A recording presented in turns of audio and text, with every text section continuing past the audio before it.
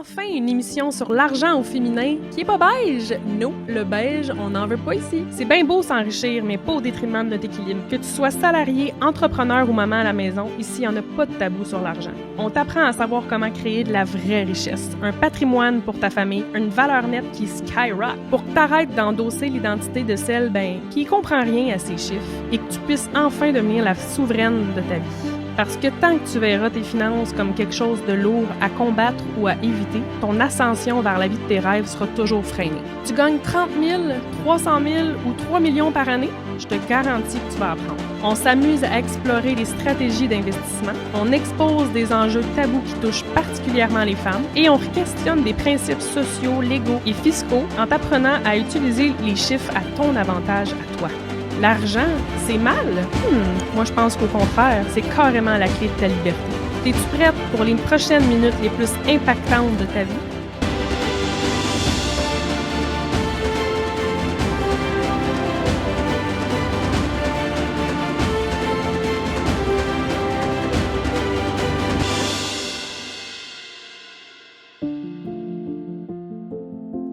Est-ce que tu trouves que tu es rémunéré à ta juste valeur? Ou, en tant que chef d'entreprise, comment tu deals avec les demandes d'augmentation de tes salariés? Ici Myriam, votre millionnaire en Yoga Pants. Vous le savez, je me suis bâti une valeur nette d'1 demi-million. Et je veux vous amener avec moi vers le million de valeur nette parce que tout part de là. Ça mange quoi en hiver, une valeur nette? C'est ça qui te permet d'avoir une liberté financière, de pouvoir prendre ta retraite et d'avoir un patrimoine pour le passer à ta famille. Tu sais, une valeur nette, là, comment ça se construit? Ça part d'un salaire, ça part de revenus. Donc, comment qu'on fait quand on vit dans une société où c'est biaisé, où est-ce qu'on part avec des salaires qui sont inéquitables? Tu sais, on se mentira pas au Québec, les statistiques sont là. Il y a une énorme inéquité salariale qui est encore présente. Les femmes gagnent beaucoup moins de salaire que les hommes. Alors, qu'est-ce qu'on peut faire maintenant? OK, c'est beau, là, on le sait, les femmes, en général, font moins d'argent que les hommes. Comment on peut tirer notre épingle du jeu? Comment on peut négocier un bon salaire? Qu'est-ce qu'il faut regarder? Même nos pratiques, à cette heure, en tant que femme gestionnaire d'entreprise, qu'est-ce qu'on peut faire pour améliorer la condition féminine au final, puis être en mesure de donner des bons salaires aux femmes? Ou du moins en équité avec le salaire des hommes. Donc aujourd'hui, ça va être autant pour outiller les employés que les employeurs et j'ai avec moi la spécialiste RH pour en parler. Pour nous outiller, j'ai nommé Monia Boulet de MB Ressources Humaines.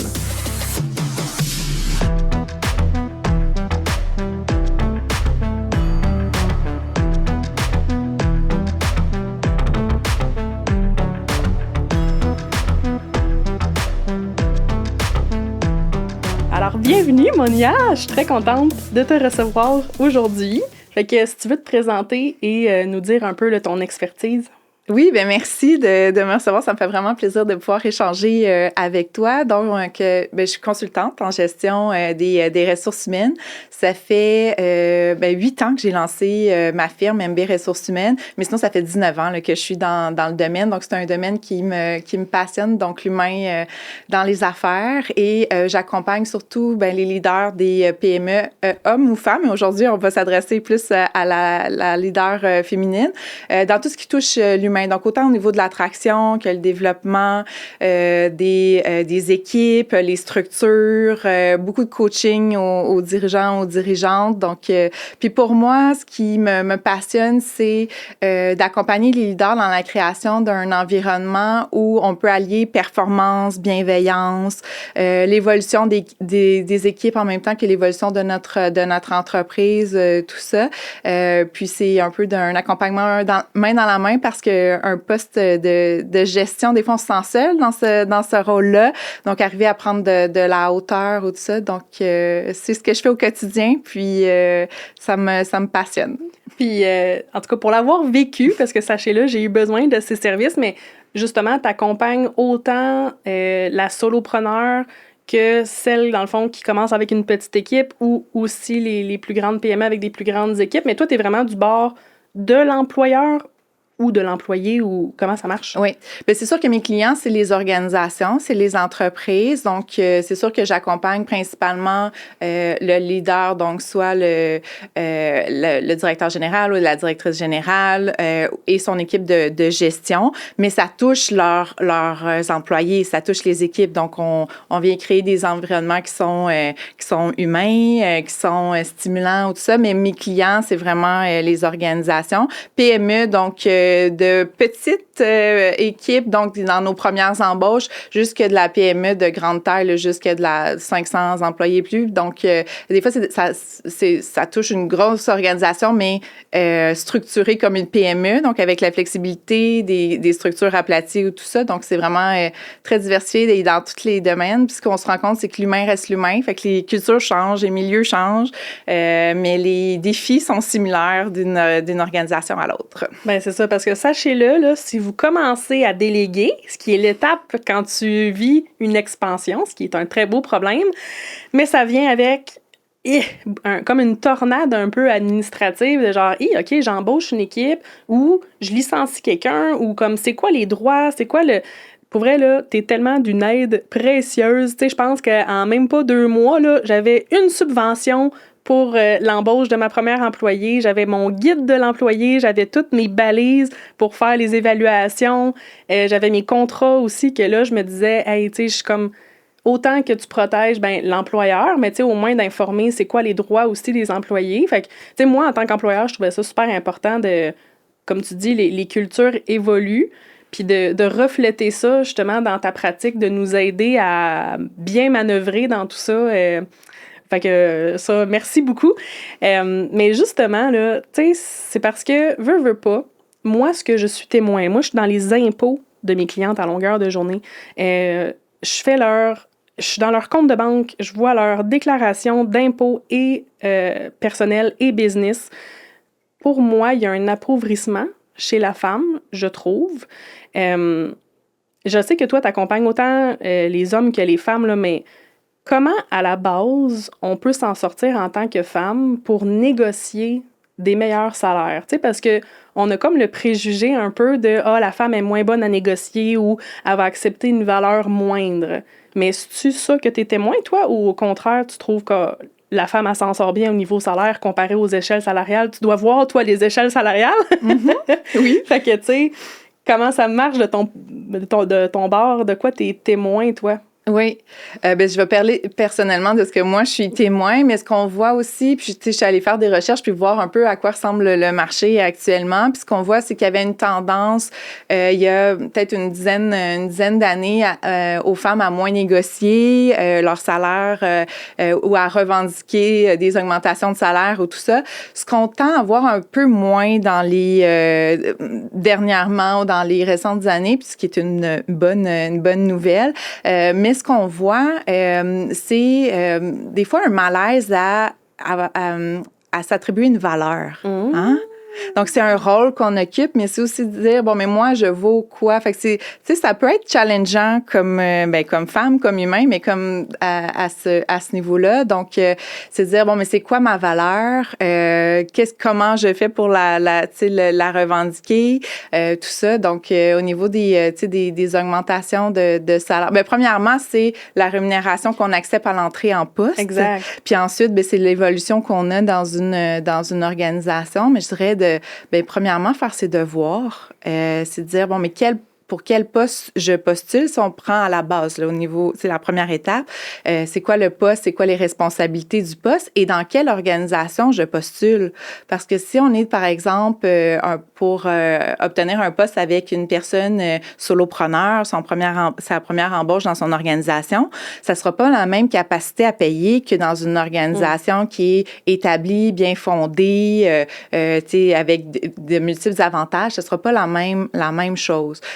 Donc, il faut juste puis voir aussi dans le domaine, dans le marché. Par exemple, dans le marché culturel, des fois, les salaires sont moins élevés avec des OBNL, par exemple, que dans le milieu pharmaceutique ou dans d'autres types d'industries. Fait qu'il faut juste voir des fois aussi dans quelle industrie on postule. Qu'on se situe, oui. là, finalement. Oui, là, certainement. Oui. Puis de venir faire des études un peu de marché, puis aller consulter des études salariales qui sont fiables. Donc, des fois, si on va aller voir les salaires qui sont affichés sur Indeed ou sur des sites d'affichage, mais c'est pas nécessairement fiable au niveau des données salariales.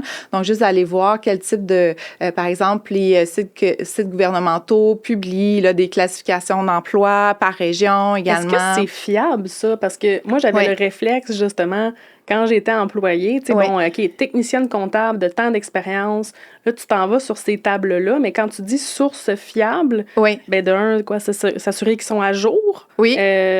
C'est du gouvernement? C'est du gouvernement. Sinon, il y a des études, il y a des firmes de rémunération bien établies au Québec ou tout ça qui publient là, des références, des statistiques à ce niveau-là. Je dirais consulter plusieurs sites pour se faire une idée, là. Mais c'est sûr que il y a des sites de référencement, mais payants. Là, on s'en va ailleurs là, à ce niveau-là. Mais si on parle de la femme qui veut aller... Seule chez eux en pantoufles avec son café. Là, puis le petit qui joue à côté, qu'est-ce qu'elle fait? Les sites gouvernementaux, c'est c'est un bon barème. Sinon, il y a des firmes de recrutement qui publient également des guides salariaux. C'est intéressant. Mais dans ces guides-là, il faut juste s'assurer. Des fois, on voit juste le titre du poste. Mais par exemple, je vais prendre un exemple, un poste d'adjointe administrative ou adjoint administratif. Ça varie grandement au niveau des responsabilités. Donc, des fois, c'est plus un rôle vraiment de soutien administratif de base, puis on peut aller jusqu'à le bras droit d'une direction. Fait qu'il faut juste être vigilant sur à quoi on évalue notre rôle, mais c'est vraiment d'aller faire, je dirais, nos devoirs sur aller voir là, des barèmes là, au niveau fiable pour savoir le poste pour lequel je postule, c'est quoi l'échelle salariale sur le marché, et ensuite de dire, ben moi, en fonction de mon bagage, mon expérience, tout ce que je peux contribuer, où je pourrais me situer dans cette échelle-là salariale pour venir voir un peu c'est quoi vos barèmes de le salaire minimum que je suis prêt à accepter pour un rôle jusqu'à c'est quoi la fourchette là, que je suis prête à accepter. Ça, c'est juste sur la rémunération, le salaire, mais aussi toutes les autres conditions qui sont possibles de négocier, des fois au niveau des vacances, des congés, de la flexibilité, du télétravail, des possibilités de développement professionnel ou tout ça. Donc, juste de voir aussi à quoi vous accordez le plus de valeur, vous, puis voir qu'est-ce qui est possible de faire comme négociation à l'entrée en fonction. Puis après, c'est de voir comment ça évolue dans le poste. Parce que, tu sais, il me semble que... Parce que j'ai été les deux. J'ai porté les deux chapeaux. J'étais la salariée et là, maintenant, je suis la chef d'entreprise. Fait que j'aimerais ça qu'on s'attarde d'abord à la salariée. J'avais comme pensé que c'est vrai que si je veux plus, justement, de liberté, flexibilité, je vais aller plus vers la petite entreprise versus les grandes machines, là, les grosses entreprises. Bien, ça va, oui, peut-être être des plus gros salaires, mais peut-être moins de vacances, moins de flexibilité, moins de télétravail, comme si tu autant clash ou pas tant les grandes entreprises s'adaptent ou qu'est-ce que tu observes, toi? Oui. J'observe que les grandes entreprises n'ont pas eu le choix de s'adapter aussi avec COVID, la COVID, la pandémie ou tout ça, où ça a amené vraiment les gens à faire un déploiement au niveau du télétravail. Là, je dirais que c'est un retour un peu en mode hybride là, qu'on retrouve le plus souvent. Mais oui, la petite entreprise offre souvent plus de flexibilité parce qu'ils sont en mesure aussi de faire des ententes du cas par cas, ce qui est plus difficile avec la grande entreprise où on doit s'assurer d'avoir des pratiques qui sont équitables, gérer si on accepte à un, il faut être prêt à accepter aux autres.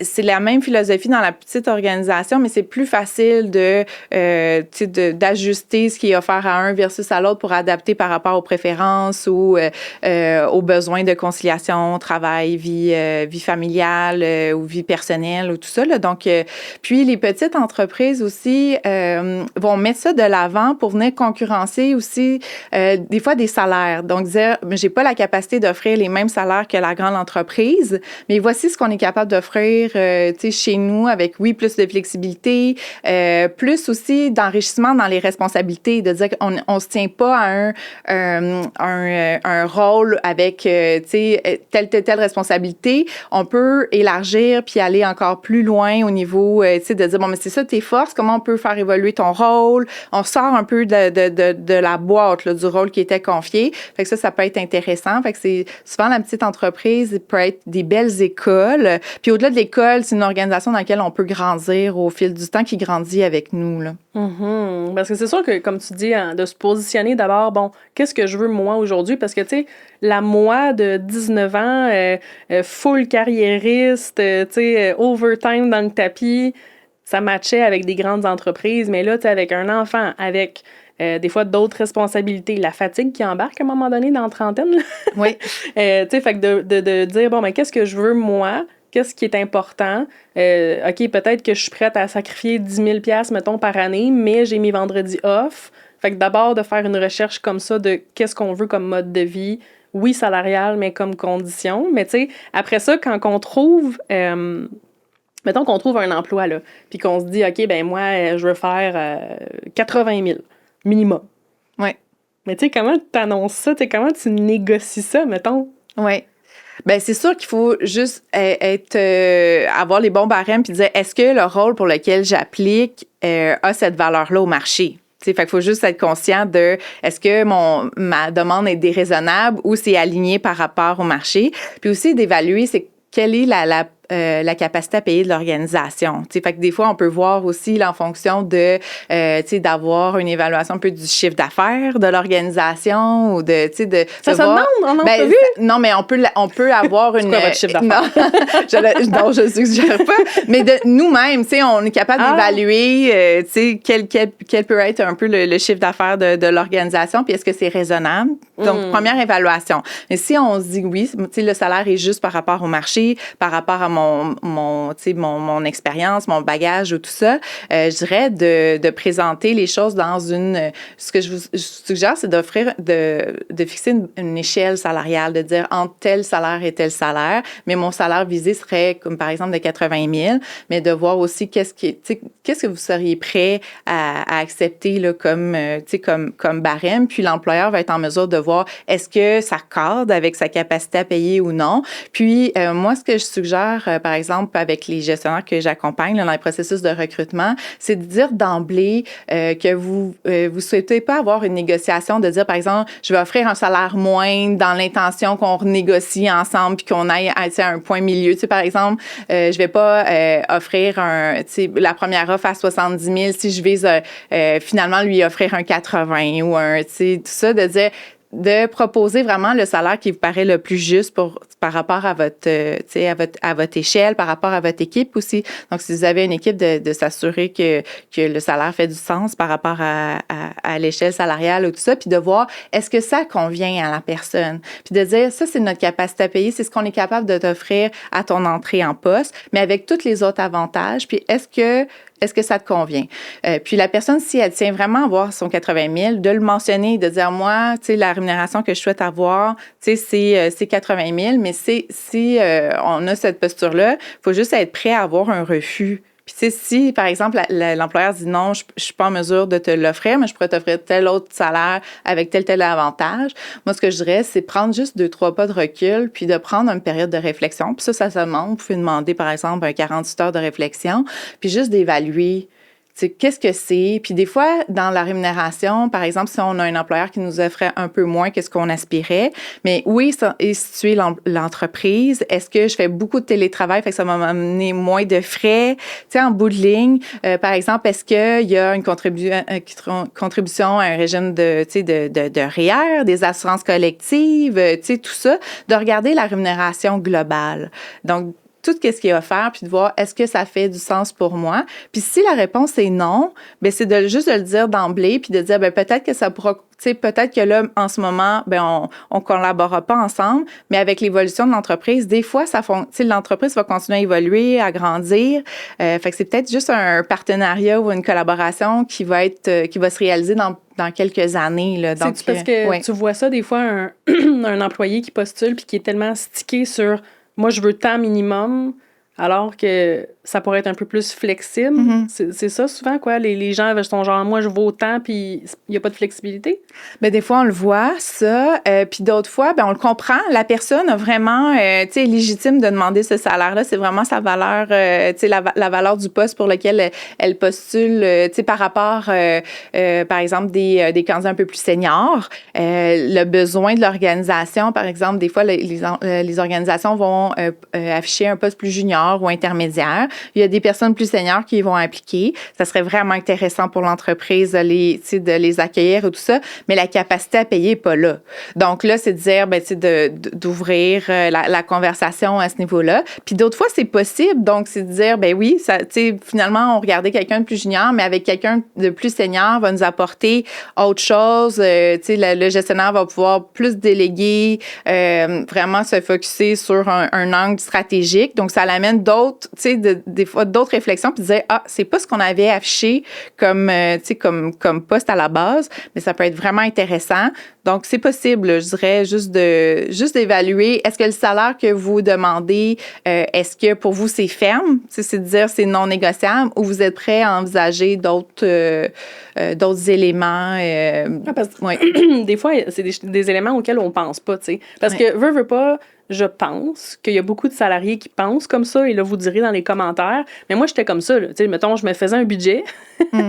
Écoute, je peux pas aller en bas de telle affaire. Fait que, tu sais, à quoi vous vous attendez, la fameuse question, à quoi vous vous attendez comme rémunération?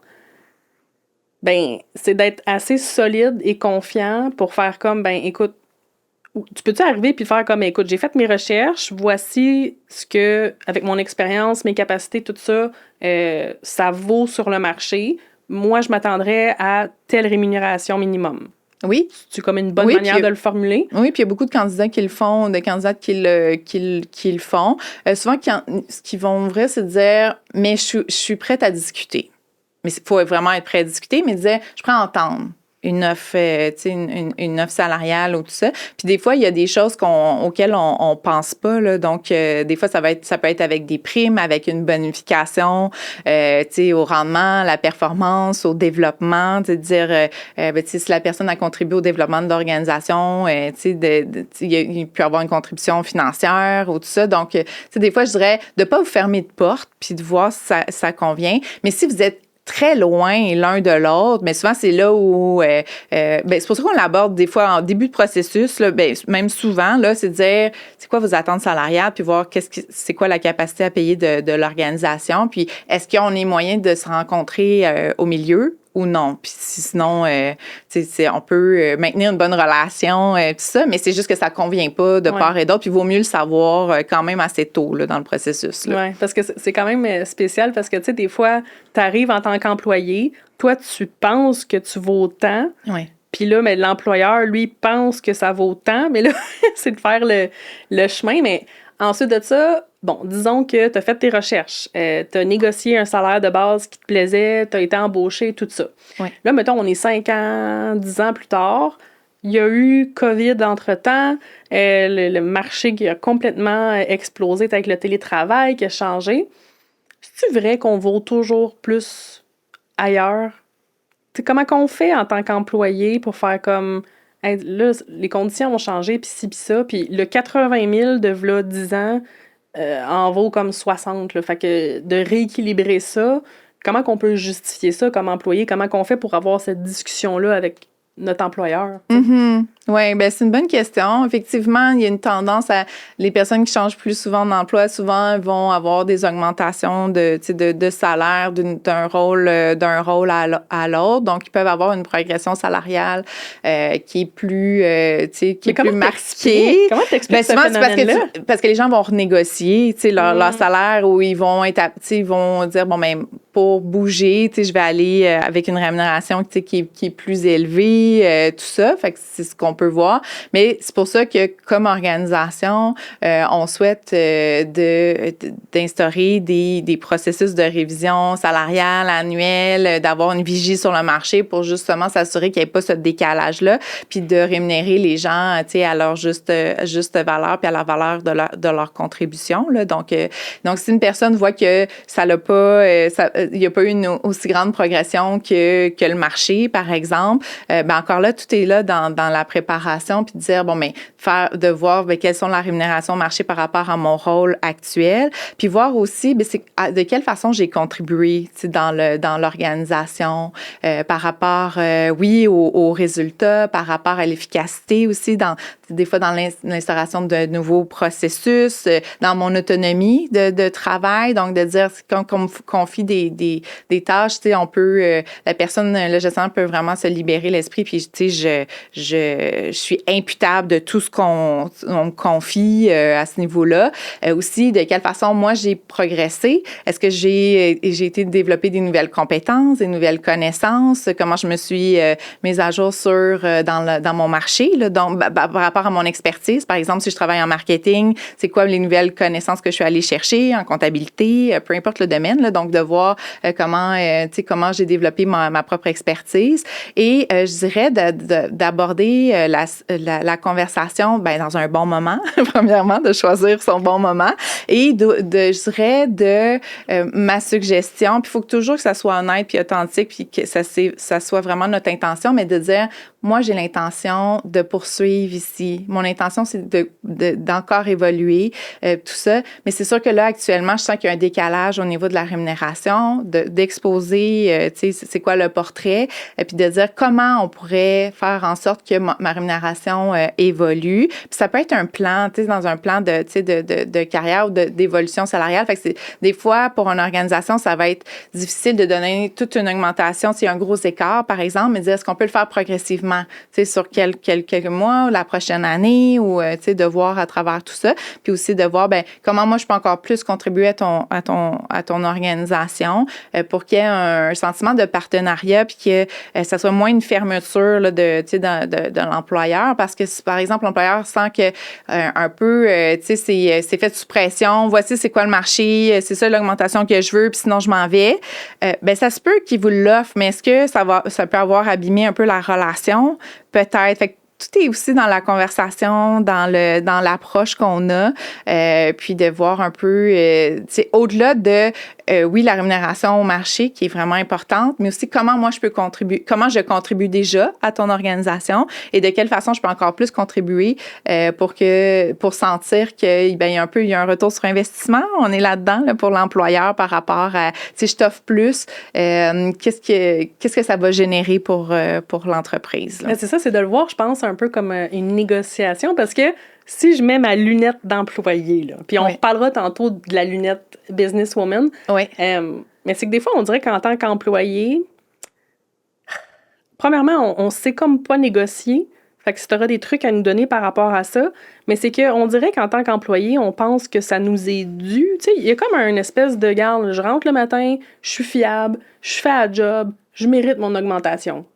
Tu sais, me semble, comme tu viens de dire, c'est plutôt de t'asseoir, oui, de peut-être démontrer, OK, le marché a évolué, oui, ça fait partie d'un point, mais de aussi dire, écoute, je contribue de telle manière, tu sais, j'apporte à l'entreprise, tu sais, la rentabilité, comme tu dis, ça a une valeur, ça, pour un boss, là, de pouvoir se fier à un employé, puis que tu deviens comme un bras droit, là, finalement, ou en tout cas dans tes fonctions.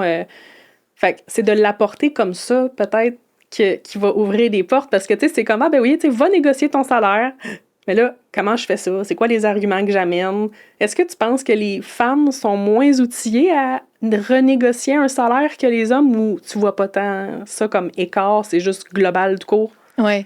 Ben, je dirais qu'il y a quelques années, peut-être qu'on voyait ça, mais je pense qu'il y a un inconfort, peu importe le sexe qu'on a, mais c'est sûr que là, revendiquer une rémunération, c'est inconfortable parce que on peut l'associer aussi à la valeur qu'on s'accorde comme personne et c'est deux choses distinctes, mais ça vient je dirais peser sur des boutons intérieurs à la même sur des mêmes boutons intérieurs, fait que ça peut être challengeant à ce niveau-là. Puis c'est aussi, on sait que c'est une conversation qui est inconfortable, que le gestionnaire qui nous écoute, surtout les gestionnaires qui c'est leur propre entreprise, c'est dire c'est leur finances personnelles, oui, c'est l'organisation, mais quand même, il y a un élément plus émotif.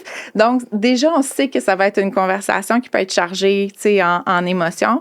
Donc, ce que je dirais, c'est de bien se préparer, mais d'arriver avec des faits. Donc, par exemple, on a contribué à l'augmentation du chiffre d'affaires, par exemple, depuis que vous êtes là, il y a le chiffre d'affaires augmenté de temps, de quel pourcentage, comment vous avez contribué à ça.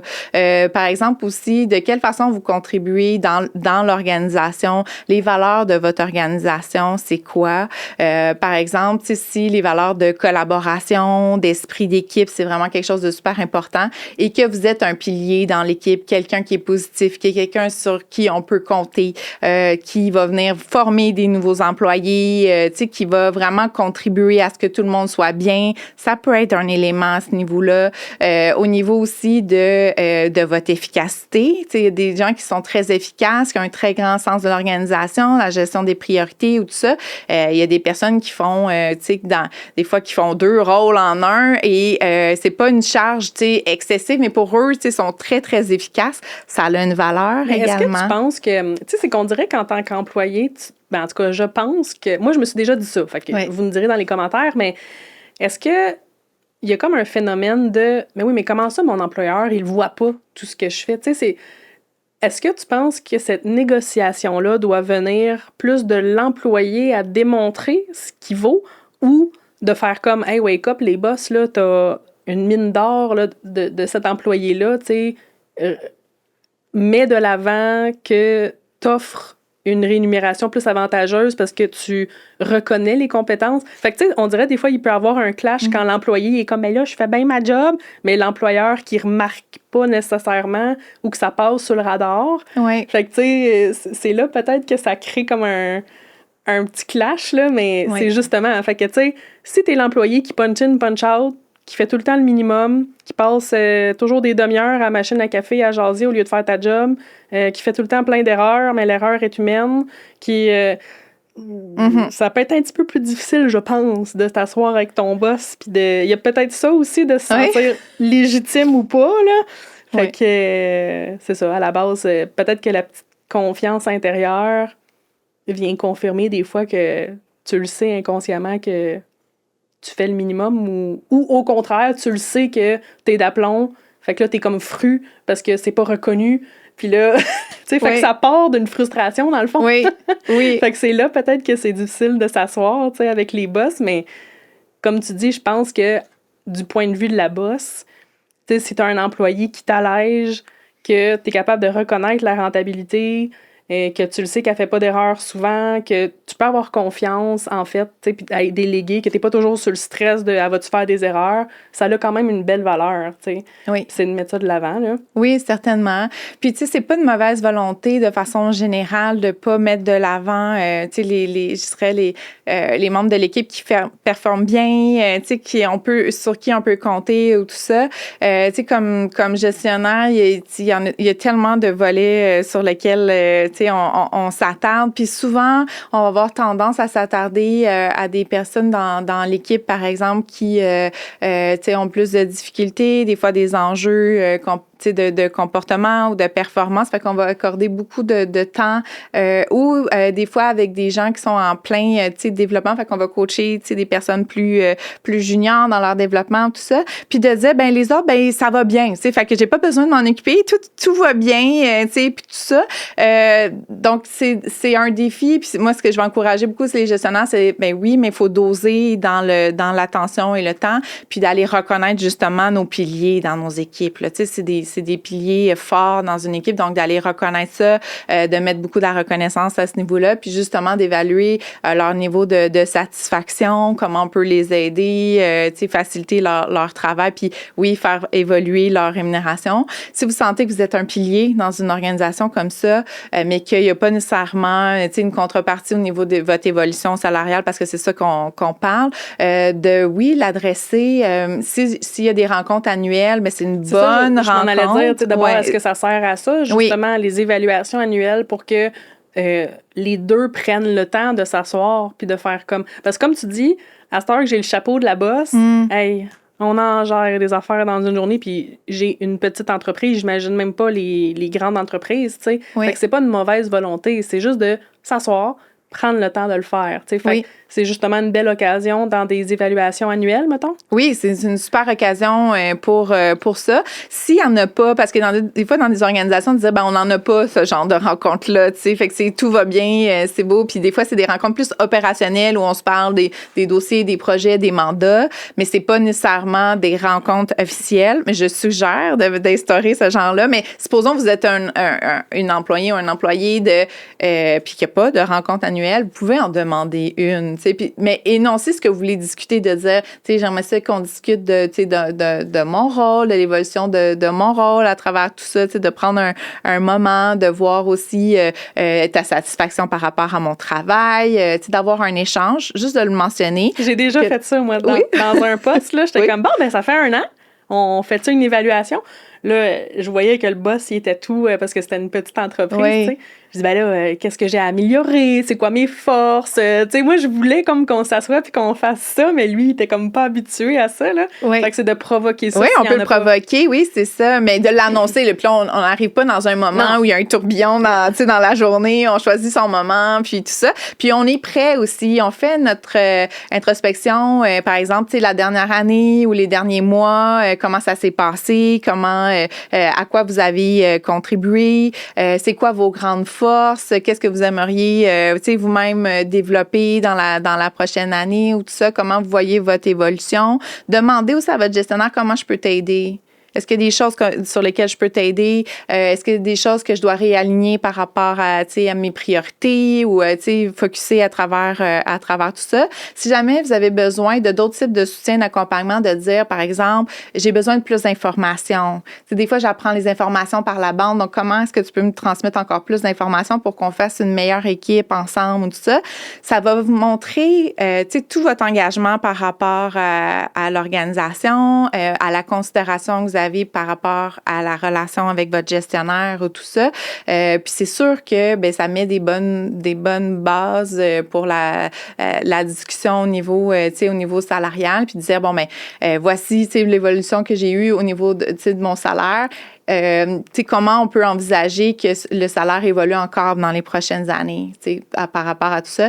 Puis des fois, c'est de dire, ce que je vois des fois dans les organisations, c'est de dire, la personne est rendue pas mal à la limite de son échelle salariale ou est rendue un peu un maximum parce que, chaque rôle a une valeur dans une organisation. Puis à un moment donné, on peut pas augmenter jusqu'à l'infini. Fait que si jamais c'est la situation, c'est, OK, mais comment est-ce que je peux peut-être enrichir mon rôle ou comment je peux voir une évolution pour occuper un nouveau rôle pour avoir une évolution salariale ou puis au-delà de l'évolution salariale, une évolution de rôle, de croissance, de développement ou tout ça. Puis des fois, les gestionnaires vont se dire, oh, j'y avais pas pensé. C'est vraiment intéressant. J'ai un projet en tête justement. Tu serais la personne parfaite pour ça. Je pensais que ton rôle te comblait parfaitement. Comment on peut évaluer d'autres choses qui peuvent être offertes, tout ça. Donc, ne pas hésiter à initier la conversation si elle vient pas naturellement dans la structure, les processus de l'entreprise. Là. Un petit mythe ou réalité? Oui. C'est vrai que les employés les mieux payés sont les plus heureux en poste? Non, pas nécessairement. Fait que l'argent n'achète pas le bonheur, quoi. Non. Parce que c'est sûr que si t'as un bon salaire, mais des pas bonnes qualités de vie ou un environnement toxique, tu sais, le salaire, au final, ça remplace pas tout, là, tu sais. Non. C'est sûr. Mais effectivement, tu sais, c'est sûr que si on a une rémunération, par exemple, dans des postes où la rémunération est moindre que, par exemple, le salaire moyen au Québec ou ça, c'est sûr qu'une augmentation de salaire va faire une grande différence dans la vie des gens. Tu sais, ça, faut pas s'en cacher. Mais à un moment donné, après un certain barème, ben c'est sûr que ben on est heureux ou heureuse de recevoir notre augmentation tu sais, de salaire. Mais c'est pas ce qui va nous maintenir dans le temps. C'est une motivation extrinsèque à nous. Donc, c'est pas ce qui va nous nourrir, nous motiver dans le temps. Puis on va même voir, par exemple, des organisations de dire, ben voyons, j'ai donné des bonnies, puis après 2 mois, je sens que c'est comme si j'en avais pas à faire ou quoi que ce soit. C'est que des fois, on n'est pas venu stimuler les bons éléments. Ça veut pas dire de pas offrir de bonification, mais c'est juste que c'est pas ça qui va venir combler puis offrir la plus grande source de satisfaction au travail, là. Mais sais-tu, souvent on voit ça, là, tu sais, des tests de personnalité dans les entreprises, parce que tu viens de dire quelque chose, puis je sais pas si vous allez vous reconnaître à la maison.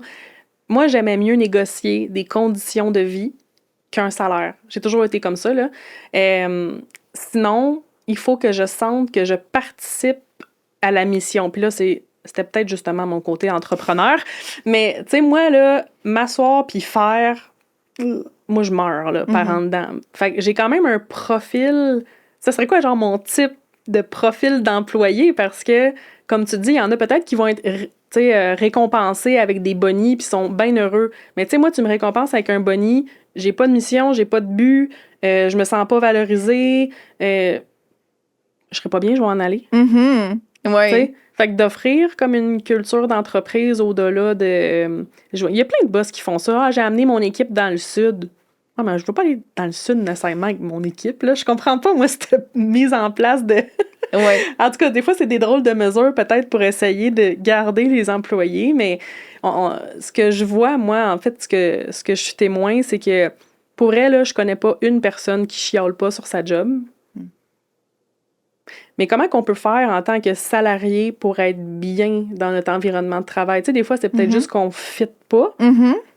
Ou des fois, c'est quoi? C'est de se ramener à la mission à laquelle on participe. Ou, tu sais, c'est que j'ai l'impression tellement que c'est un travail entre employés et employeurs que c'est difficile des fois de se situer en tant que salarié. Tu sais, est-ce que quitter, c'est toujours la meilleure solution? Ou t'es plus dans, ben on va trouver des solutions? Ou, tu sais, comment tu ferais, toi, si t'es une salariée quelque part puis t'es pas bien? Oui. Bien, premièrement, me demander... est-ce que mon travail, le rôle que j'occupe, est-ce qu'il me comble? OK? Est-ce que... Puis, ça sera jamais parfait, là, au niveau, tu sais, de... Par exemple, mes responsabilités, ce que je réalise, est-ce que... puis là, c'est très personnel comme évaluation, là, mais à 80%, ça me comble. Puis il y aura toujours comme un 20% que c'est des tâches à faire, c'est pas ce qui nous stimule le plus, mais tu sais, est-ce que ce que je fais me comble? Puis est-ce que ça a du sens pour moi? Est-ce que je sens que je contribue à quelque chose de plus grand que moi? Ça peut être dans une équipe ou tout ça. Puis est-ce que la mission de l'entreprise résonne? Pour moi, est-ce que j'ai une fierté de travailler pour cette organisation-là? Et plus large que ça, si ça c'est répondu, est-ce que les valeurs, la culture d'organisation me répond et est alignée avec mes propres valeurs personnelles? Par exemple, le respect. Au niveau de la considération, est-ce que je sens que je suis pleinement appréciée dans mon travail, dans mon équipe, ou je sens plutôt que je suis un numéro? Est-ce que je suis dans un environnement où on presse le citron jusqu'à temps qu'il n'y ait plus de jus, ou on est là pour dire oui, il y a des périodes de déséquilibre. Des fois, on est plus surchargé, des fois, ça redescend, tout ça, mais somme toute, il y a une considération de dire je sais que dans cette période-là, actuellement, c'est plus occupé, comment on peut rétablir les choses, comment je peux t'aider. Tu sais, tout ça, premièrement, de se questionner à ce niveau-là. Est-ce que je suis assise dans la bonne chaise? Est-ce que ça a du sens pour moi? Est-ce que je suis dans la bonne organisation? Puis la façon que l'organisation est gérée, est-ce que ça répond à mes valeurs profondes? Si tout ça est là, mais qu'il y a un contexte particulier dans l'entreprise ou une crise qui arrive, là, souvent, on va être prêt à rester. Puis de voir comment on peut s'adapter à travers tout ça, puis de dire, OK, c'est une période, puis comment on peut s'ajuster. Mais si ça, c'est pas répondu, c'est là où ça va venir nous atteindre, puis on voit, ben, tu sais, de la détresse qui s'installe, des troubles de santé aussi qui arrivent à travers tout ça. Puis, ben, c'est important de rester à l'écoute de ça. Ben oui, tout à fait. Ce qui m'amène du bord de l'employeur. Oui. À moins que t'avais-tu d'autres trucs à nous dire par rapport à l'emploiement de l'employé? Je pense qu'on a pas mal fait le tour. Oui, t'sais. oui. Mais à cette heure, si on va du bord de l'employeur, parce que maintenant, j'ai ce beau chapeau, Seigneur, l'art de déléguer et engager, et oh mon Dieu, en tout cas, une chance que tu étais là encore une fois. Mais l'important, je pense que moi, une des premières choses que j'ai voulu faire avec toi, c'est justement, tu sais, mon petit guide de l'employé, genre, établir ma mission, mes valeurs. Fait que, tu sais, l'importance d'avoir ça de nos jours, parce que, me semble, une entreprise qui fait juste faire, tu fais ça, puis that's it, mais là, que tu sais pas à quoi tu contribues en tant qu'employé, ça doit être beaucoup plus dur de garder ta main-d'œuvre à l'interne, là, finalement. Oui, oui. Fait que, mettons, si t'es un employeur puis t'es tout le temps en train de réembaucher du monde, est-ce que c'est toi le problème comme employeur ou c'est le marché que, genre, tous les jeunes, ils punch in, ils punch out puis ils font pas plus d'efforts qu'il faut? Tu sais, il y a comme, tu sais, un clash, mais mettons, toi, demain matin, t'es employeur. Oui. Qu'est-ce que tu mets en place, tu sais, pour, comme, solidifier une équipe puis attirer le monde que tu veux, finalement? Là? Oui. Bien, premièrement, c'est de venir clarifier justement c'est quoi ma mission d'entreprise, c'est quoi mes valeurs d'entreprise, puis aussi qu'est-ce que ça va prendre dans ma posture pour être une bonne gestionnaire. Oh mon Dieu, apprendre à être une gestionnaire, là, c'est quelque chose. OK, excuse-moi, je t'ai... Ben non, c'est parfait. Ça veut dire quoi, ça, être une bonne gestionnaire? Oui, ben c'est de dire, ben je vais devoir vraiment clarifier premièrement mes attentes, fixer des objectifs, de faire de la rétroaction, beaucoup de communication, de la formation, du coaching, de vraiment, tu sais, tout ce qui se passe dans ma tête, là, ben il va falloir qu'à un moment donné que je le verbalise également, d'avoir une capacité de prendre de la hauteur. Des fois, on est très exigeant envers soi-même, puis dire, est-ce que je peux avoir la même exigence envers les autres? Des fois, c'est non. Donc, de voir tu sais, sur quoi vous êtes prêt à faire des compromis ou non. Puis de vraiment voir comment, par exemple, d'avoir une approche aussi collaborative dans notre approche de gestion, mais aussi d'être prêt à trancher, à mettre notre chapeau de gestionnaire quand il faut prendre des décisions plus difficiles ou tout ça. Fait que c'est déjà de réaliser qu'on a un grand travail sur soi. Je trouve c'est une belle école de transformation qui fait un poste de gestion. Là, Seigneur. Fait que, excuse-moi, je t'avais comme coupé. Fait que d'abord, il y a ton entreprise, comme la mission, les valeurs. Et ensuite de ça, ben il y a ta position en tant que gestionnaire, qui t'es en tant que leader, comment t'es quand tu délègues, essayer d'être le plus clair possible, sortir de ta tête et tout ça. Certainement. C'est ça, tu sais, quoi de plus frustrant pour un employé de pas connaître les valeurs ni la mission de l'entreprise et d'avoir un boss qui sait pas où il s'en va, puis fait que... Exactement, oui. Ensuite, clarifier chacun des rôles. C'est quoi les rôles que j'ai besoin dans mon organisation? Fait qu'en termes de, ben c'est quoi la mission de ce rôle-là qui participe à ma grande mission d'organisation? C'est quoi les responsabilités qui sont confiées? Ça prend quoi comme exigence pour faire ce rôle-là? Les compétences essentielles pour réussir dans le rôle, d'avoir une clarté là, par rapport à tout ça. Puis ça va être quoi les premières priorités de ce rôle-là dans mon organisation? Ensuite, on passe au niveau du processus de recrutement. Mais c'est sûr d'avoir des outils, donc d'être bien, je dirais, accompagné dans un processus de recrutement ou d'aller chercher des références pour bien faire la sélection de cette personne-là. Puis surtout dans les premières embauches, mais aussi tout au long de l'évolution de l'organisation, c'est est-ce que la personne répond à mes besoins actuels, mais est-ce qu'elle peut évoluer dans le temps, dans mon organisation en fonction de mes objectifs?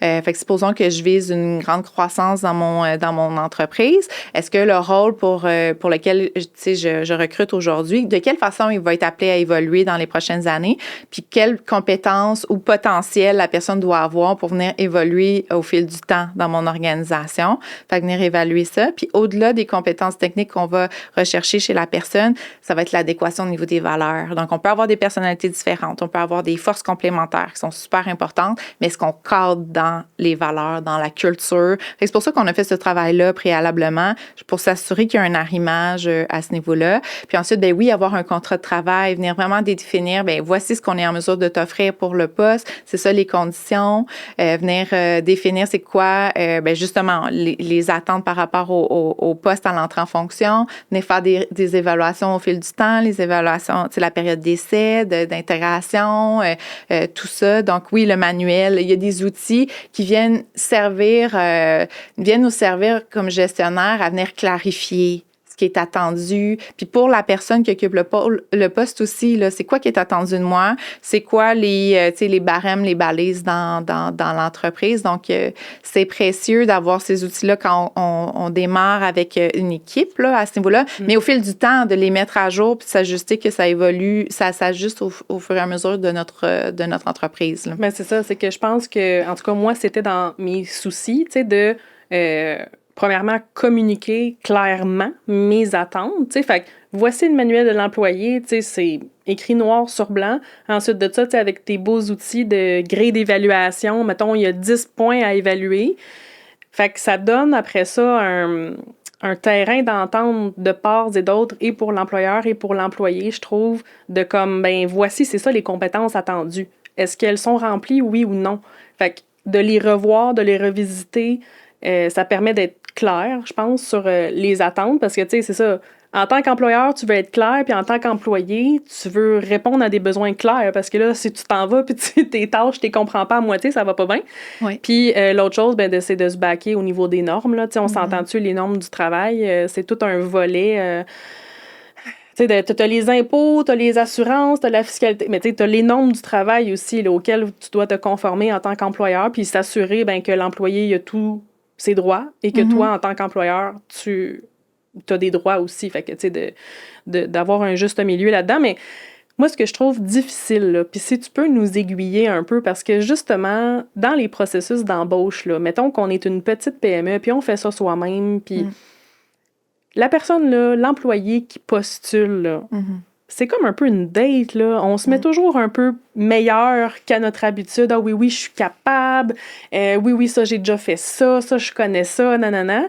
Puis là, tu mets la personne en poste, puis tu te rends compte qu'il y a un Christ gap entre ce qu'elle t'a dit versus ce qu'elle fait. Mais comment tu dégodes ça dans l'entrevue? Tu fais faire des tests plus poussés? Comme ça serait quoi déjà le barème en partant, autre que, oui, bon, l'évaluation peut-être du 3 mois, là.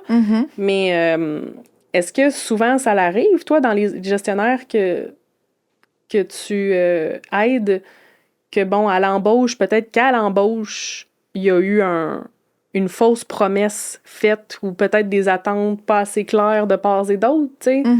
Parce que c'est ça, au final, si t'embauches pas la bonne personne, ben là, ça part mal, là, mettons. Là, comment tu peux te sortir de ça, je sais pas, là. Oui. Mais oui, ça arrive parce que c'est pas une science exacte, là, le recrutement.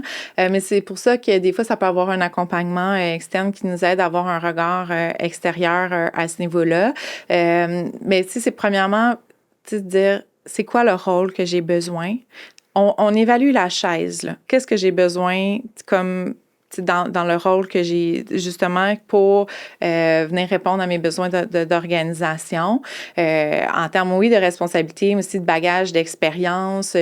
Par exemple, vous êtes une petite organisation, c'est votre première embauche.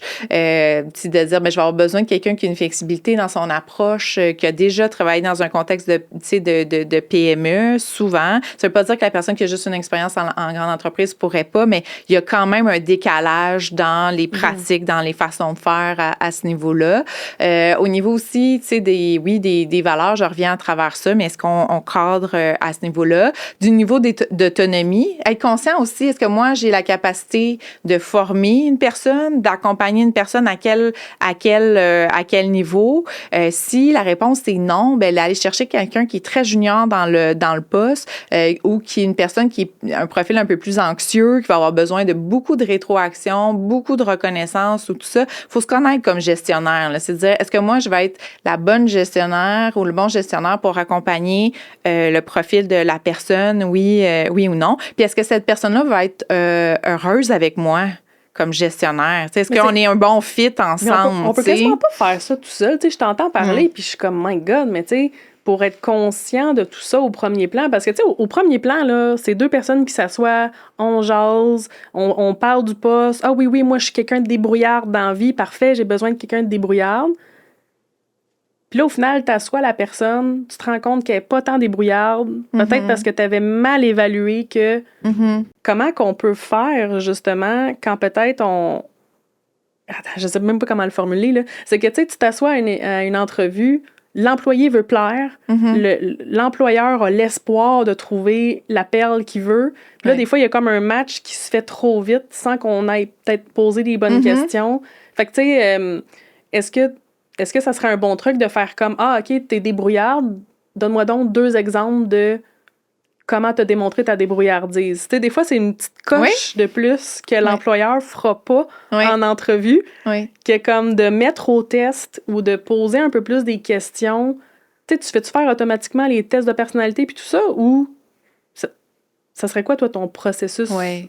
Non, pas nécessairement au niveau des tests de personnalité. Ça reste des outils, mais c'est des outils de complémentaires de validation, mais ça remplace pas tout le processus. Puis des fois, tu sais, on peut pas, c'est pas une boule de cristal, là. Tu sais, ça vient pas, tu sais, nous confirmer à 100% à ce niveau-là. Mais ce qu'on peut faire, oui, les questions comportementales, de dire, tu sais, parle-moi d'une expérience où tu as dû faire preuve de débrouillardise ou tout ça. Donc, oui, de bien préparer, ces questions à ce niveau-là.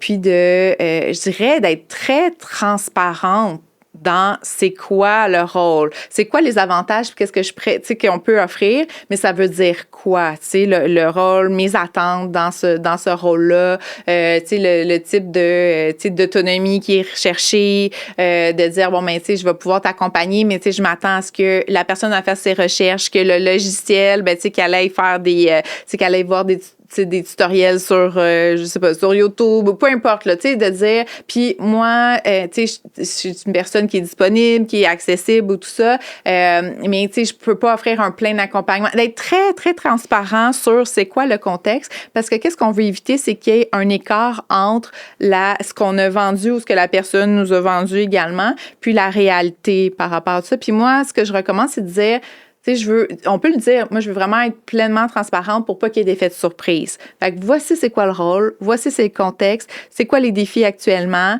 Par exemple, vous embauchez là, dans une période là, où vous êtes, une période intense, là, une période de rush dans l'entreprise ou tout ça, dites-le, là. C'est pas le contexte idéal. On a besoin, tu sais, de toi maintenant, mais ça sera pas le contexte idéal, fait que ça va être le tourbillon. Tu sais, tu vas arriver. Qu'elle ait pas de surprise, non. Puis que ça soit pas genre, oh mon Dieu, j'ai pas de soutien, j'ai personne. Mais tu sais, c'est peut-être pas le temps, mais on va s'asseoir plus tard. Fait que, ça évite. C'est juste le dire, puis de dire, s'il y a quoi que ce soit, tu lèves la main puis tu viens me voir. Mais aussi d'avoir la vigilance comme gestionnaire, d'aller faire des suivis rapidement, clarifier les attentes, de faire le suivi. S'il y a des choses qui fonctionnent pas, de le mentionner avec une approche bienveillante, avec une bonne communication, mais d'oser nommer les choses. Parce que des fois, c'est de dire, ben ça fonctionne pas, mais là, ça me tente pas de repartir un autre processus de recrutement, je viens de passer à travers ça, on se rembarque pas là-dedans. Puis là, on tolère. Puis là, on l'a pas dit. Puis là, la personne, quand on arrive à dire, ben gars, ça fonctionne pas, effet de surprise, tu sais, tout ça. Fait que c'est tout ça qu'on veut éviter dans tout ce processus-là. Ouais. Tu viens de nommer un petit point parce que moi, j'accompagne les femmes entrepreneurs dans leur comptabilité d'entreprise et personnelle. Puis c'est souvent quelque chose qu'elles me nomment parce que j'ai une super belle relation avec toutes mes clientes. Tu sais, veux pas, j'entre dans leur intimité en entrant dans leurs chiffres. Puis là, on se met à parler de toutes sortes de choses, dont l'embauche, tu sais. Puis souvent, ce que les femmes businesswoman me rapporte, c'est que justement, comment qu'on fait pour avoir un leadership en tant que femme, tu sais, ben, je suis ta boss, là, tu sais. Oui. Mais on veut être fine, on veut être à l'écoute, on veut donner plein de nananes, on va les amener, nos employés souper, on va leur payer des whatever, tu sais, pour comme créer une espèce d'ambiance. Tu sais, ce qu'on fait, les femmes, là, on donne, on donne, on donne. Mais là, comme tu dis, telle exigence n'est pas rencontrée. Fait que là, quand on porte notre chapeau de businesswoman, là, tout d'un coup, c'est comme on devient la méchante, on devient exigeante, alors que c'est pas parce que je suis fine, ça m'empêche d'être exigeante, tu sais, dans le sens que j'ai des exigences, mais c'est difficile de naviguer entre ces deux identités-là. Genre, est-ce que tu nous conseilles quoi? Mettons, faut-tu être moins friendly, garder une distance, ou gâter nos employés? Tu sais, c'est quoi l'entre-deux? Oui, mais je dirais c'est d'accepter que vous allez valser dans les différents chapeaux que vous allez mettre, puis de dire, tu sais, une approche de collaboration participative, vous allez nourrir l'esprit d'équipe, tout ça, c'est essentiel. Fait que, tu sais, je dirais pas d'aller diminuer ça, mais c'est de dire, vous allez vous assurer d'honorer, de mettre votre chapeau de gestionnaire pour le bien de votre entreprise. On revient, pourquoi vous le faites? Vous êtes la PDG ou de votre entreprise, ou vous êtes gestionnaire dans une autre organisation, peu importe là, la forme, mais vous avez un rôle d'encadrer une équipe, d'arriver avec des objectifs, d'accomplir une vision, une mission à travers ça. Et pour ça, vous avez besoin que l'équipe avec vous rame avec vous, puis marche à vos côtés. De ne pas tirer à travers, de pas avoir l'impression de tirer les gens. Tout ça. Puis ça va demander d'avoir des conversations qui sont courageuses et qui sont dans la bienveillance, là. Qui peuvent être très humaines. Moi, c'est pour ça que j'en reviens avec tes outils. Quand il y a un conflit, sors ta grille d'évaluation. Voici les compétences, les exigences du poste. En ce moment, mettons, il y a peut-être tel point qui ne sont pas comblés, malgré que tel point est comblé. Mais tu sais, doser, puis je trouve que ça fait un outil de... Dans le fond, l'employé, tu le sais, là, c'est quoi les attentes. Fait que peut-être des fois, c'est un outil quand on n'ose pas avoir ces conversations-là, qui peut être un pont entre les deux, là. Puis on peut instaurer un rituel de suivi aussi. Donc, ça met une table où ça crée un momentum avec les membres de notre équipe. Fait que ça, par exemple, peut dire, on se rencontre une fois par mois, ou des fois, ça peut être au trimestre. On va s'asseoir, puis on va discuter de comment ça va. En fonction de nos objectifs de cette année, en fonction de tout ça, est-ce qu'il y a des réalignements, des réajustements, ça n'empêche pas de les faire avant, mais ça crée une occasion où on va avoir ce genre de conversation-là. Puis on pose aussi la question, est-ce que tu as assez de soutien de ma part? Est-ce que tu as assez d'informations? Ça va des deux côtés à ce niveau-là. Mais d'oser nommer c'est quoi les attentes, qu'est-ce qui va bien, qu'est-ce qui va moins bien, de développer vos habiletés aussi de rétroaction, de communication, c'est essentiel là, à travers tout ça. Puis de dépersonnaliser pour aussi l'approche que vous avez, c'est de dire, peu importe qui est assis dans cette chaise-là, j'aurai la même conversation. C'est que c'est les attentes de ton rôle. Et là, c'est sûr que c'est toi qui réalises ce rôle-là. Qu'est-ce qui va bien, qu'est-ce qui va moins bien, puis comment on peut le corriger. Puis ce genre de rencontre-là aussi, ça permet des fois de voir les situations d'un autre angle. Il y a peut-être des choses que vous savez pas ou des enjeux que la personne vit ou à l'opposé, nommé ou tout ça. Fait que ça vous permet juste d'avoir une vision un peu 360 de la situation puis de voir si vous allez vous ajuster ou non dans votre évaluation, mais de revenir, là, de vraiment de clarifier que aussi la raison pourquoi vous le faites, c'est que ça a des impacts des fois c'est pour l'équipe, s'il y a des problèmes d'enjeux de performance ou de comportement ou de désengagement ou quoi que ce soit, c'est que si c'est inconfortable d'avoir ces conversations-là, mais si vous les laissez aller, c'est que ça prend de l'ampleur et vous allez avoir à les gérer, mais ça va être comme encore plus imposant comme gestion. Fait que vaut mieux les faire au fur et à mesure. Tu sais, mettons, mise en situation. Là. Okay. Un employé, puis ça pourrait être trouble comportemental ou, dans les tâches. Mettons, la personne fait une erreur, là, qui n'est pas une inattention, là, ou erreur trop fréquente. T'attends combien de temps, mettons, avant de t'asseoir? Tu y vas direct quand ça arrive ou tu fais comme, bon, elle a peut-être juste une mauvaise semaine, t'attends la semaine d'après. Tu sais, c'est quand qu'il faut réagir, mettons? Oui. Bien, dépendamment de l'erreur, puis de la répercussion, puis de l'impact de l'erreur là, pour l'organisation, mais je dirais assez rapidement, mais pas être dans l'effet de micro-gestion, surveillance, ou que la personne n'ait pas l'impression qu'on est toujours par-dessus son oreille, son épaule, puis tout ça. Mais juste de l'adresser, si vous avez des rencontres de suivi assez régulières, juste de dire que vous avez observé cette erreur-là, si elle est récurrente, de le mentionner également, puis de dire, de chercher à savoir pourquoi. T'sais, est-ce que c'est parce que la personne ne comprend pas? Est-ce que c'est de la négligence, de l'inattention? Si elle ne comprend pas, de voir comment vous pouvez le former, que ça puisse la corriger, puis de aussi venir expliquer c'est quoi les conséquences de cette erreur-là. Puis vous pouvez le faire parler aussi la personne, c'est dire, selon toi, c'est pourquoi que ça peut être quoi les conséquences de cette erreur-là, puis de fixer déjà qu'est-ce qui doit être mis en place pour la corriger. Puis pour vous, de vous sentir que la personne, elle se sente responsable, puis qu'elle s'engage à ce que ça survienne plus, là. Donc, tu sais, puis c'est ça. Fait que, mais oui, de l'adresser quand même assez rapidement, mais dépendamment, là. Tu sais, si c'est pas une erreur qui est majeure, tu sais, ça peut être une erreur qui n'a pas des grandes répercussions, vous pouvez attendre, c'est pas obligé d'être, tu sais, adressé ici maintenant. Je dirais de l'adresser, vous, quand vous êtes calme. Parce que des fois, c'est que, oh non, je peux pas croire encore là, que c'est arrivé. Là, tu sais, l'effet d'escalade, puis de dire, hey, là, tu sais, dans une mauvaise journée, là c'est comme, oh non, ça fait comme 15 fois que je vois cette erreur-là passer ou tout ça. Juste s'assurer que vous êtes dans une bonne posture pour avoir l'intervention, vous n'êtes pas dans l'émotion. Parce que sinon, ça sera pas une bonne gestion de situation. Là. Ça risque juste la personne, elle risque de se monter, tu sais, la garde, d'être en mode protection, de dire, ben non, c'est dans mode défensive, là, ça va vous déclencher, c'est dire tout ça, là. Fait qu'on veut juste éviter ça. Tellement des habilités, tu sais, de communication de base, de gestion d'émotions de base, mais que là, c'est comme transmis dans l'entreprise, tu sais. Oui. Pour en revenir, là, vraiment au rôle de gestionnaire plus féminine, parce que moi, je m'adresse beaucoup aux femmes. Oui. C'est quoi les défauts ou c'est quoi les qualités que tu remarques chez les gestionnaires féminines? Tu sais, quand tu arrives dans une organisation ou pour les aider, tu dis-tu comme, il y a souvent tel pattern qui revient quand c'est une femme qui est gestionnaire, ou au contraire, il y a souvent telle belle force, tu sais? C'est quoi tes observations? Oui. Mais là, je vais être dans la généralisation. Oui, oui.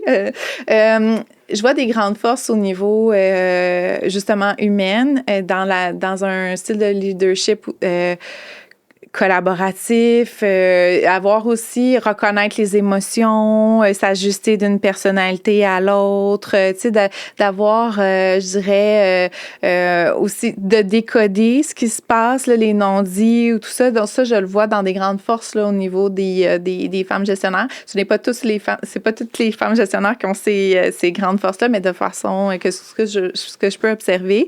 D'avoir une considération pour le climat de travail, l'environnement de travail, tout le bien-être au travail, c'est quelque chose qui est valorisé là, par une gestionnaire femme. Ce que je vois, c'est que des fois, une difficulté à justement mettre la casquette de gestionnaire pour trancher, adresser des situations qui sont plus délicates, difficiles, surtout quand on a des relations très fortes dans l'équipe. Mm-hmm. C'est des gens qu'on apprécie, personnellement, qu'on a développé des relations, oui, dans un cadre professionnel, mais on apprécie fondamentalement tout le monde. Puis là, quand il faut trancher, quand il faut se positionner, quand il faut aller adresser des choses. Quand il faut déplaire.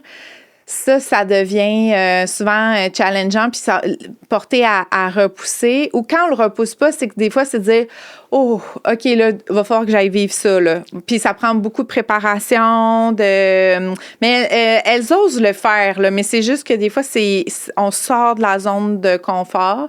Puis souvent, c'est de dire « Oh, ça, c'est un bout que j'aime pas. » c'est un bout que j'aime pas dans mon rôle, mais qui est nécessaire, mais qui à ce niveau-là. Fait que ça, c'est ce que je vois là, dans les grandes tendances. Aussi des femmes qui sont exigeantes envers elles-mêmes, de sentir des fois de pas être pleinement à la hauteur de ce rôle-là dans mes conversations que je vois en coaching. C'est de dire, elles vont me parler beaucoup de ce qu'elles ont pas ou maîtrisent pas dans leur rôle. Avant de focusser sur tout ce qu'elles font, puis toute leur force, puis toute leur contribution, tout ça. Fait que c'est sûr que dans mes coachings, je me fais un devoir d'aller mettre en lumière tout ce qu'elles sont, tout ce qu'elles réalisent, tout leur rapport, tout ça. J'aurais une tendance à voir par exemple, dans un rôle, là, elles vont voir le 20% qu'elles ne maîtrisent pas avant de mettre de l'avant tout ce qu'elles, dans leur lumière, leur force. Ah oui, puis tu vois vraiment un clash, mettons, un homme gestionnaire va voir plus ses forces en premier que... Ils vont me parler plus de leur force, mais là, c'est mon expérience personnelle, mais je le vois. Ouais. Mais il y a quand même des différences, tu sais, parce que c'est ça, moi, ce que je pensais que peut-être tu m'aurais nommé, c'est que pour avoir plusieurs amis qui ont des entreprises petites, moyennes et plus grandes, le défaut de vouloir être trop proche, genre de... On est bonne pour ça, tu sais, on crée une proximité, tu sais, on est peut-être plus, pas maternelle, là, mais on crée des liens comme ça. Mais ça devient vite toxique si c'est mal encadré, je pense. Ouais. T'as-tu déjà remarqué ça? Tu sais, justement, là, d'amener des employés en vacances ou des amener de trop les gâter. Ou là, ça fait comme l'employé s'attend à ça, puis ça crée comme un déséquilibre dans l'employé. Il se met un peu à ton égal ou comme il oublie la hiérarchie. Puis là, il y a quelque chose par rapport à ça, moi, en tout cas, que j'ai observé qui revient beaucoup. Là. Je sais pas si toi, de ton bord... Je le vois autant homme que femme. Dans des premières expériences de gestion, je le vois. Ou d'un passage là, de collègue à nouveau gestionnaire, là, où c'était ma gang, puis là, j'ai un nouveau rôle de gestion. Là, ça devient difficile de changer de posture. Des fois, il y a des amitiés. Dans notre, tu sais, il y a des amis qu'on reçoit à la maison, tu sais, tout ça. Et là, ça devient un défi, là, des fois, de mettre tu sais, de dire, ben c'est pas le même rôle quand j'ai au travail versus quand on est dans notre vie privée. Des fois, je le vois avec des liens familiaux. On travaille avec des membres de notre famille. Donc là, le défi est encore plus grand. C'est pour ça que c'est d'apprendre à valser avec les chapeaux. Donc, je mets mon chapeau. Là, j'ai comme mon chapeau de gestionnaire. Puis là, j'ai mon chapeau, tu sais, de membre de l'équipe. Puis tous ces chapeaux-là s'empilent, mais c'est de dire d'accepter que je vais devoir avoir mon chapeau de gestionnaire. Puis des fois, on peut le nommer, de dire, là, tu sais, on va avoir la conversation. Puis c'est pas agréable tant pour moi que pour toi. Puis c'est pas quelque chose qui est facile pour moi, mais c'est important de l'avoir, puis de mettre l'objectif. Puis des fois, c'est de dire, on doit avoir cette conversation-là parce que c'est important pour moi qu'on puisse continuer à collaborer puis que notre relation soit saine, soit positive. Donc, on doit aborder certains éléments.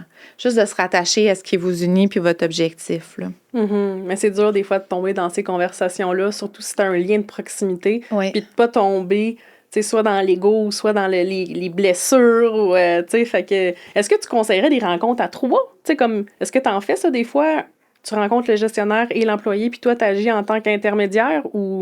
Je le fais dans des cadres soit de médiation ou de conflits un peu plus, un peu plus présents.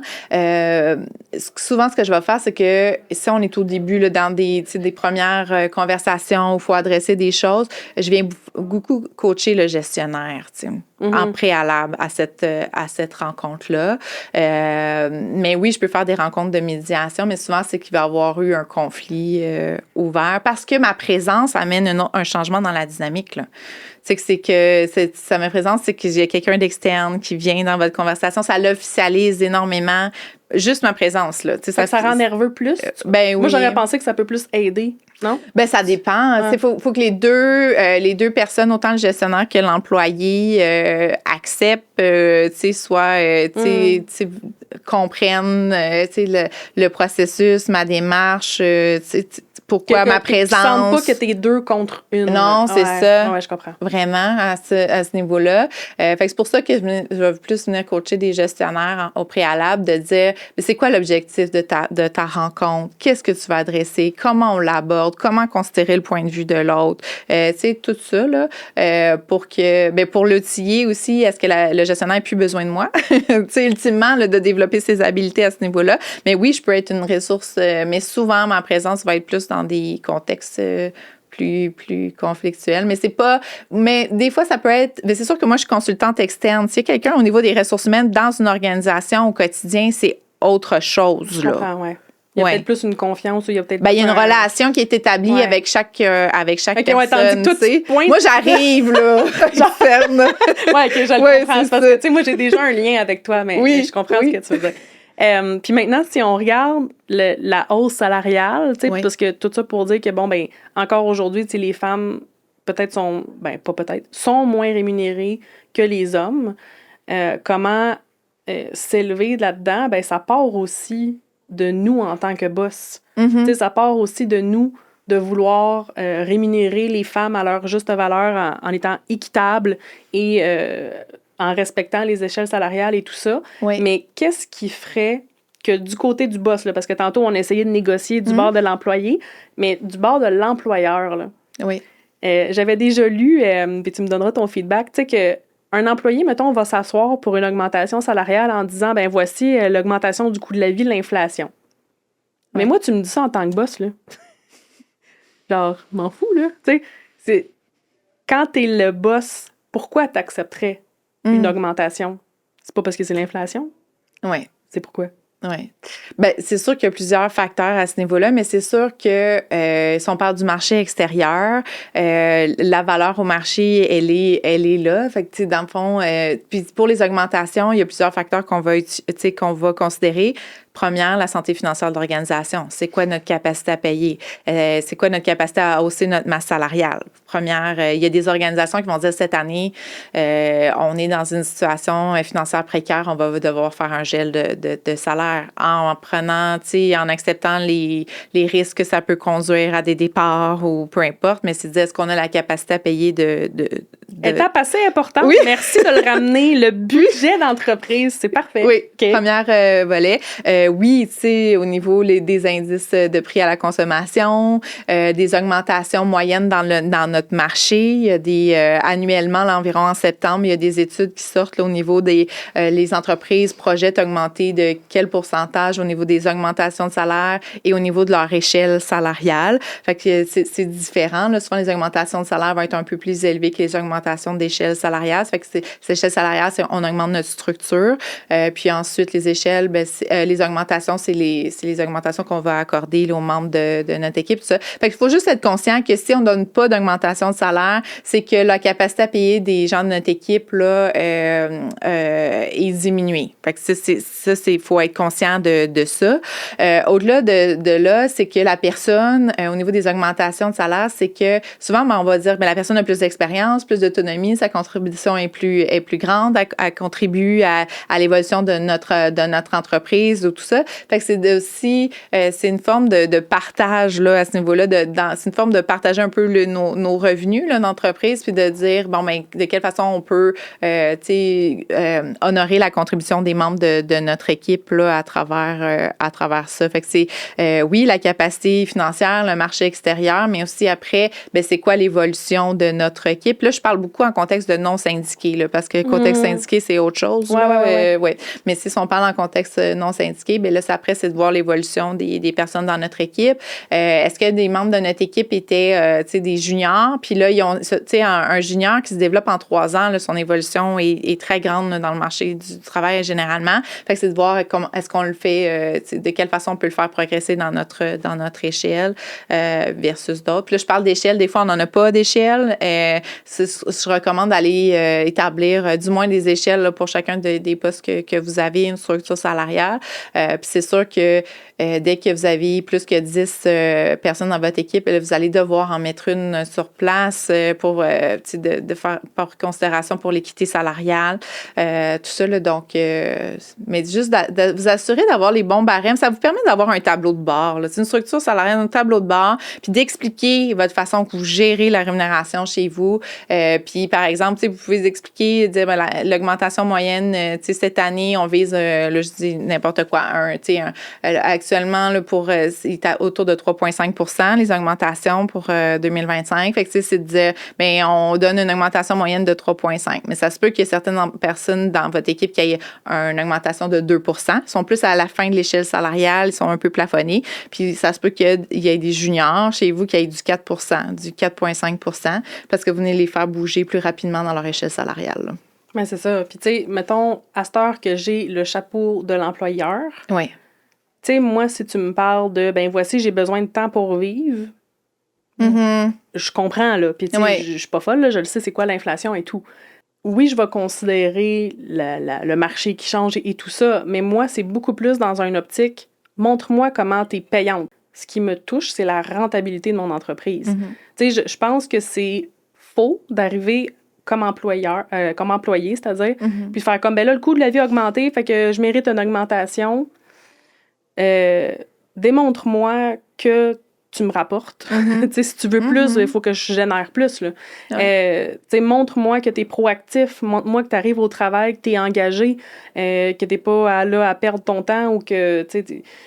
Je trouve que des fois, le salarié va s'attendre à une augmentation alors que l'employeur va être comme... ben démontre-moi, que tu le mérites. Ou, clairement, tu vas voir qu'un employé se démarque, qui est plus fiable, qui fait un travail plus concis, qui va vouloir chercher des nouvelles tâches et tout ça. Fait que tu vas le voir, mais je trouve des fois que c'est... je sais pas, c'est comme une injustice du bord de l'employeur de faire comme l'employé, il pense qu'il mérite une augmentation basée sur le marché, alors que, ben non, c'est ce que tu contribues à l'entreprise qui compte, tu sais. Oui. Tu vois ça, des fois, comme du point de vue de l'employeur, de faire comme, ben non, désolé, tu sais, ton augmentation que tu demandes est irrecevable parce que tu te contentes de faire tout le temps juste le minimum. Tu sais, comment t'adresses ça, mettons? Mais souvent, c'est des conversations que les employés savent pas, tu sais, ou tu sais, souvent, ça va être les considérations qui sont pas, tu sais, ouvertement communiquées. Tu sais, le gestionnaire, tu sais, par exemple, ou l'employeur va dire, c'est dans sa tête. Ce que tu viens de dire, là, c'est souvent dans sa tête, c'est de dire, OK, mais moi, ça va être quoi le retour sur investissement de ça? Parce que c'est d'augmenter la charge. C'est à ça que l'employeur pense. Ben, oui, souvent. C'est de dire, OK, ça va donner quoi? Ça va créer comment de la valeur dans mon entreprise? Puis des fois, ça les valeurs d'efficacité, d'autonomie, tout ça, mais aussi financière. C'est de dire, ben moi, tu sais, si j'augmente ta rémunération, il faut que je vois souvent que je sois capable d'avoir un retour minimal de ce que je te verse en plus et idéalement encore plus que ce que je te verse pour avoir une rentabilité à ce niveau-là. Fait que ça, c'est dans l'esprit de l'employeur. Est-ce que c'est toujours communiqué? Pas nécessairement. Mais c'est là où il faut en prendre conscience comme employé là, que ça se joue dans notre négociation salariale. Fait que c'est de dire de quelle façon... Bien, premièrement, si vous sentez qu'il y a un écart entre votre rémunération puis votre contribution, c'est de voir comment c'est possible de négocier pour amoindrir cet écart-là, puis de voir est-ce que vos perceptions sont les mêmes que votre gestionnaire. Là, est-ce qu'il est d'accord aussi que... Parce que des fois, il y a des gestionnaires de dire « Oui, je suis conscient ». Que ce que tu me demandes, c'est justifié. Mais voici, là, en ce moment, ça serait pas possible, mais comment on pourrait te rattraper ton salaire, dans les prochains mois? Ça, c'est des conversations qu'on peut avoir. Mais juste de proclamer qu'on veut une augmentation parce que je viens de m'acheter une nouvelle maison ou j'ai une nouvelle auto ou quoi que ce soit, bien, c'est sûr que là, votre pouvoir de négociation, il est pas grand, là, à ce niveau-là. Fait que c'est plus de voir, par exemple, vous pourriez dire, mes responsabilités ont augmenté. changé dans la dernière année. Tu sais, mon rôle a évolué. Voici comment j'ai contribué concrètement. Elle doit aller chercher des nouveaux clients, dépendamment du rôle que vous occupez. Là. Mais tu sais, des fois, c'est de dire le taux de satisfaction que des clients par rapport à votre service, tout ce que vous faites pour l'équipe, tout ça, d'avoir des éléments très, très concrets là, pour que pour s'aligner aux considérations de l'employeur qui, lui, gère une entreprise. Là. Ben oui, tout à fait. Puis, tu sais, moi, une chose qui existe dans mon domaine, tu sais, c'est des commissions. Tu sais, si tu me ramènes de la clientèle, si tu démarches, tu sais, puis que tu représentes mon entreprise même à l'extérieur de tes fonctions, ben moi, je trouve ça important de rémunérer ça, tu sais, puis ça serait quelque chose. Moi, les commissions, je suis comme all-in, là. Tu sais, si tu me ramènes la business, ben clairement, c'est directement plus payant si la clientèle correspond, là, bien évidemment, mais en tout cas, moi, c'est des choses qui existent beaucoup, je trouve, dans mon milieu, puis qui peuvent être mis en place au lieu d'une augmentation, mais tu sais, de faire comme, ben tu vas être rémunéré selon ce que tu peux ramener, entre autres, là, tu sais. Oui. Hey, j'ai des petites questions quiz pour toi, des petites mises en situation. Puis, tu sais, dans le fond, je vais te donner une espèce de mythe ou situation un peu courante, puis tu me réfutes, tu sais, en une phrase ou deux, mettons. OK. Fait que, mettons, je suis la salariée, là. Puis que moi, je suis du genre à dire, ben je vais attendre que mon boss, il remarque mon bon travail. Tu dirais quoi? Ben, je dirais, tu risques d'attendre peut-être un peu longtemps. Fait que de provoquer la discussion. De provoquer la discussion. OK. Après ça, ben toujours la salariée, tu sais, dans un contexte de vouloir demander une augmentation, ben j'ai peur qu'ils me disent non, puis que ça nuise après ça à l'équipe, tu sais, que ça nuise à mon image dans l'équipe. Qu'est-ce que tu répondrais? Tout dépend de la façon, de l'approche, puis des arguments mentionnés. Puis, il y a une possibilité que ça soit refusé. Juste vivre avec cet élément-là, puis de savoir quand s'arrêter aussi dans la négociation. Ce que je veux dire, des fois, c'est qu'il y a des gens qui reviennent continuellement à la charge, et c'est là où ça devient des fois plus lourd dans la relation. Fait que c'est un risque d'un refus, mais si c'est fait de la bonne façon dans les communications, on a parlé beaucoup de communication des gestionnaires, mais il y a aussi l'inverse, là, de savoir bien approcher, communiquer, mettre de l'avant ses arguments pour pas que ça vienne entraver la relation. Mm-hmm. Maintenant, du côté de la businesswoman ou businessman, bon, ben si j'augmente mes employés, ma rentabilité va prendre un coup. C'est sûr qu'il y a un effet, on augmente sa masse salariale, il y a un effet, mais c'est quoi l'effet de pas le faire? Fait que c'est juste de voir c'est quoi la demande, d'augmentation, puis c'est quoi sur le retour justement sur investissement, puis la capacité des personnes à contribuer dans l'équipe. Puis un départ peut être très coûteux également. Fait que il faut à évaluer. Très bon point. Justement, le businessman ou la businesswoman qui dit que c'est malaisant de parler d'argent avec ses employés. Qu'est-ce que tu répondrais? Ça, je l'entends souvent, mais il y a intérêt à en parler, à démystifier vos pratiques de gestion, à l'aborder ouvertement, parce que ces conversations-là, vaut mieux y être présent que être absent, puis que ce soit des conversations de corridor, de souper de famille, tout ça. Fait que juste aborder de façon transparente. Ouais. Les employés, on se parle tout entre nous autres. On le sait. Ce qui est arrivé avec telle personne. Fait que quand même bien que tu essaies de garder ça secret, là, oublie ça. Là. Fait que d'être le leader, finalement, puis d'oser parler de ces choses-là, puis de prendre le lead, parce que si tu prends pas le lead, anyway, ça va circuler tout croche. Fait que t'es tout aussi bien de prendre le lead de la conversation. Puis, tu sais, moi, ce que je retiens beaucoup, là, puis vous le direz dans les commentaires, c'est, premièrement, tu sais, personne ne va le faire à notre place, là. Fait que autant employeur que employé, c'est d'oser. C'est de prendre sa place, sa juste place, de démontrer sa valeur autant d'un bord que de l'autre. La négociation, mais la communication, mon Dieu, tout part de là. Exactement. Tout ça se résume à la communication. On aurait pu résumer ça en 3 phrases. Communication. Allez prendre des skills là-dessus. Oui. Si on veut te retrouver, Monia, Dans le fond, toi, c'est vraiment les employeurs là, que tu accompagnes. Fait qu'on te retrouve comment? Sur mbressourceshumaines.com. J'ai aussi sur MB Ressources Humaines sur Instagram, LinkedIn, Facebook, tout ça. Là, donc, oui, c'est possible de me retrouver facilement. Yay! Oui. En tout cas, moi, tu m'as vraiment encore beaucoup aidé. Fait que je te suggère vraiment à tous nos auditeurs et auditrices. Puis merci beaucoup d'avoir pris le temps. Ben merci de l'invitation. Ça a été vraiment un plaisir. Merci. Merci beaucoup. Continue à écouter l'émission. On se retrouve sur Instagram, sur TikTok, dans mon groupe Facebook. Pour mes services comptables, c'est le www.abondanceéquilibre.com. Pour tout le reste, les liens sont dans la description. J'espère que ça a été impactant pour toi aujourd'hui. Si oui, partage l'émission à toutes les femmes que tu connais. Écris-moi dans les commentaires qu'est-ce qui a le plus résonné aujourd'hui pour toi, qu'est-ce que tu as appris.